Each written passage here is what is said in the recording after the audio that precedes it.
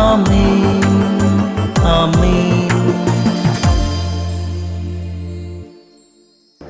യേശുവിന്റെ ഏറ്റവും പ്രിയമുള്ള കുഞ്ഞെ, മത്തായിയുടെ സുവിശേഷം 4-ാം അധ്യായം 3-4 വാക്യങ്ങൾ.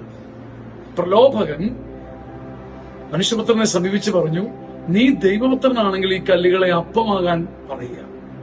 കർത്താവ് പറഞ്ഞു, മനുഷ്യൻ അപ്പം കൊണ്ട് മാത്രമല്ല ജീവിക്കുന്നത്. ഈ വചനത്തിന്റെ പൊരുളെന്താ? യേശു ദൈവപുത്രനായതുകൊണ്ട് ഞൊടിയിട കൊണ്ട് കല്ലിനെ അപ്പമാക്കി മാറ്റി വിസ്മയം സൃഷ്ടിക്കാൻ സാധിക്കും. പക്ഷെ കർത്താവ് പറഞ്ഞു, അപ്പം കൊണ്ട് മാത്രമല്ല. അപ്പം ഒരു ഭൗതികതയാണ്. ഉണ്ടും ഉറങ്ങിയും തിന്നും കുടിച്ചും ഒരുവൻ ജീവിച്ചു പോകുന്നതല്ല ജീവിതം. അതിനകത്ത് ചില ആഴപ്പെട്ട മുറിവുകളുണ്ട്, സഹനങ്ങളുണ്ട്. അപ്പം കൊണ്ട് മാത്രമല്ല, വചനം കൊണ്ട്. കുറച്ച് ആഴപ്പെട്ട മുറിവും സഹനവും ഭാരവും ഏറ്റെടുത്താലേ ഒരുവൻ ദൈവോത്തര സ്ഥാനത്തേക്ക് ഉയർത്തപ്പെടുകയുള്ളൂ. ദൈവാനുഭവം മാജിക്കലല്ല. ദൈവാനുഭവം ഒരിക്കലും മാജിക്കല്ല. ചുമ്മാതെ കല്ല് അപ്പമാകുന്ന പോലെ മാജിക്കലായിട്ടല്ല. പിന്നെയോ അകത്തുനിന്ന് വരുന്ന സഹനങ്ങളെ ഊതിക്കാച്ചിയെടുക്കുമ്പം നമ്മൾ അറിയാതെ ദൈവപുത്രനായി വരും. നമുക്ക് പെട്ടെന്ന് തോന്നാം, പെട്ടെന്നൊന്ന് പ്രാർത്ഥിച്ച് പെട്ടെന്നൊരു നൊവേനയല്ലി ഞൊടിയുടെ കൊണ്ട് ഒരു അത്ഭുതം കിട്ടാൻ.